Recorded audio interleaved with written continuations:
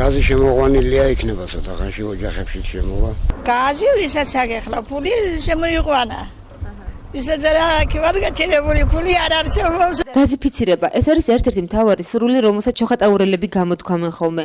შეკითხვა ხელისუფლების მისამართით ამ მხრივ როგორც წესი თითქმის ყველა სოფელში ისმება. განსაკუთრებით კი გოგოლეს უბანში გამოირჩევიან. როგორც მუნიციპალიტეტის გამგებელი ამბობს, მიუხედავად მოთხოვნისა გაზიფიცირებულ სოფლებშიც კი ინდივიდუალური აბონენტი ოჯახების ძალიან მცირე რაოდენობა ხდება. თუმცა პროცესი თანდათანობით ყველა სოფელს შეეხება. ამ ეტაპზე კი პრიორიტეტი დაბის გაზიფიცირებაა.